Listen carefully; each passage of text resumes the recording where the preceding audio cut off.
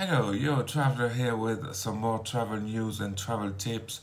And today it's going to be about working abroad and more specifically, how to find a job in Thailand. Now, I should tell you a little bit about myself. I worked for over 10 years in Asia, mostly in Thailand and Vietnam, where I worked primarily as an English teacher and as a head teacher as well. So I know my way around the Thai education system.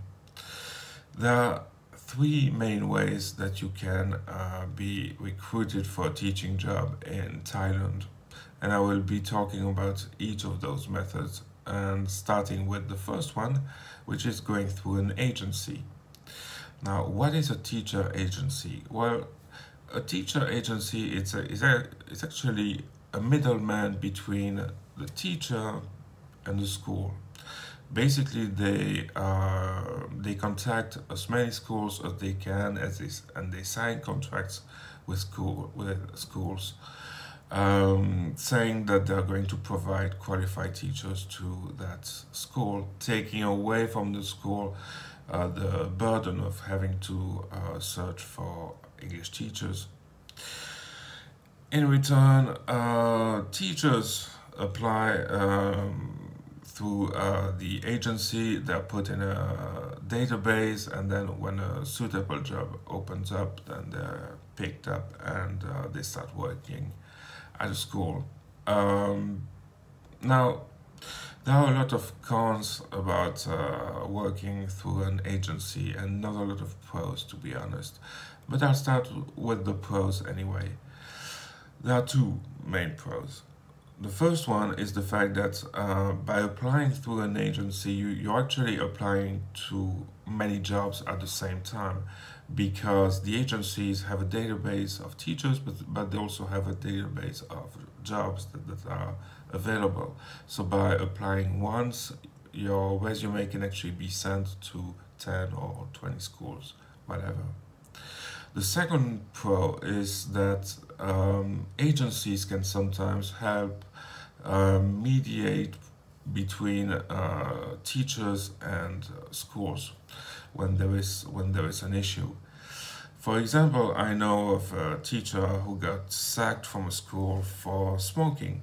Now, he didn't get sacked for smoking in the classroom or for smoking in view of the students. He did it in an isolated place, but still he got sacked because he smoked. In that case, the agency worked as a mediator. They tried to advocate on behalf of the teacher. It didn't work, but then they managed to provide a new job to the smoking teacher. So those are the main pros for working through an agency. The main con, though, is the fact that you're losing money by going through an agency, because the agency actually takes a cut from your salary. That's how they get paid. Let's say, for example, that you're working for a school and the school has a budget of 40,000 baht per month for one English teacher, which is about $1,300, something like that. So they pay $40,000 to the agency. The agency keeps, let's say, $7,000, and then you get $33,000 in your pocket.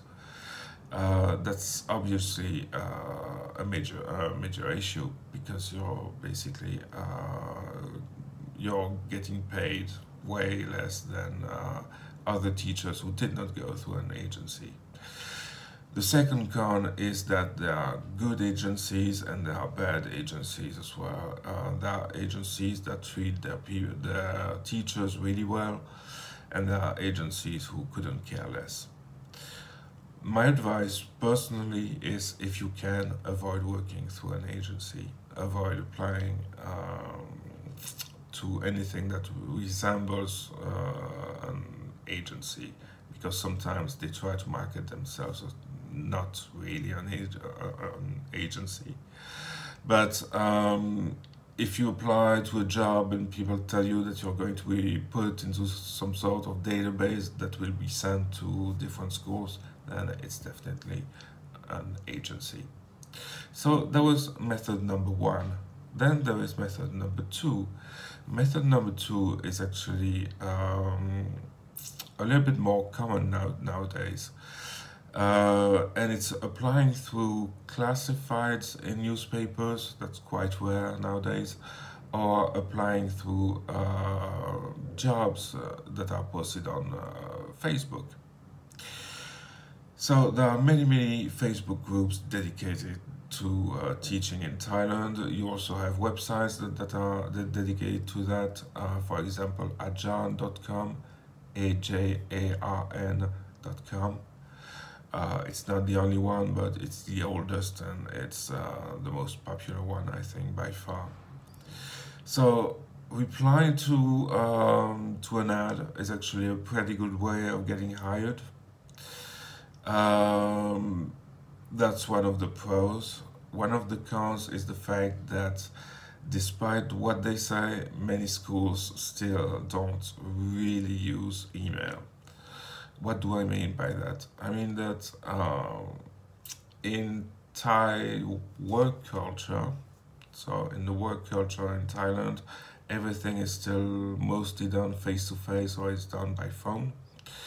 So even though they may list an email in their ads, they don't always read emails and they don't always reply to emails either. So it's always best to contact the school directly, either by phone or by going there, just asking to see the head of the English department.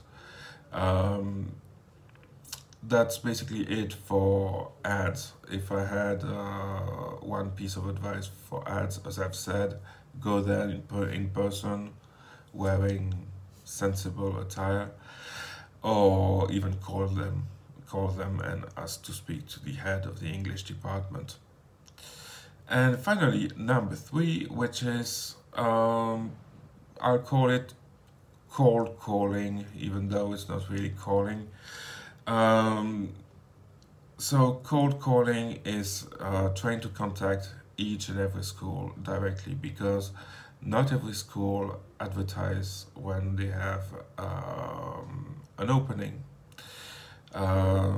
It's something that you're going to see in Thailand over and over again. Sometimes schools have 1, 2, 3 openings for English teachers, but again, due to a different culture, they don't always post ads for them. They just wait for applicants to show up themselves. So it's never a bad idea in Thailand to put on a nice shirt, a nice tie, grab a pack of resumes, and start going to every school in your neighborhood or in the city you're in, if it's a smaller town. And what do? Well, you just show up and you ask to speak to the head of the English department. If there is no head of the English department, you ask to meet with someone in HR who may help you. I found many jobs that way. I also know a lot of people who found jobs that way. Jobs that were never advertised, and they found nice positions like that. Now, as a final note, I will talk a little bit about salaries, because, well, it's obviously what you're working for, and I think I may devote another video to that topic soon, but in the meantime, let me talk a little bit about salaries. If you are not a native speaker like myself, if you don't have a degree, if you are, it's going to sound wrong, but I will explain why. If you are not white, then the base salary should be 30,000. Ideally, you should aim for 35,000. Now I said why? Because racism unfortunately is well and alive in Thailand. So even if you're Asian, for example, you're going to be discriminated against when it comes to teaching and getting hired, because parents usually equate English teacher with someone who is white and someone who has fair skin. If you're Asian, some parents may think, well, why am I paying so much for my child to get taught by someone who is Asian? Even if you've spent your entire life in the United States, for example, there's always going to be a little bit of an awkward situation where parents complain to the school without really saying that it's about the color of your skin, except that it totally is. So yeah, if you're in those categories, 30 to 35k should be your goal. If you're a native speaker, if you have a degree, then 50k should be the base minimum.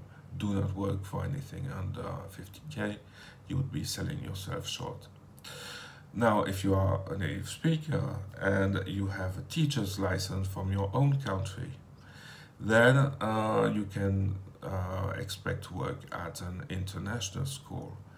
And then really the sky is the limit. I'd say it starts at about 80,000k per month to 120k approximately per month. So that's about it. If you have any questions about teaching in Thailand, don't forget to ask them in the comments below. I always read every comment that you post, and I may do a video just to answer one of your questions. And also, if you want more content about traveling and working abroad, don't forget to like and subscribe to this channel. I post new content every day, so I try to keep things entertaining. Okay, have a great day, have a great week. Bye bye.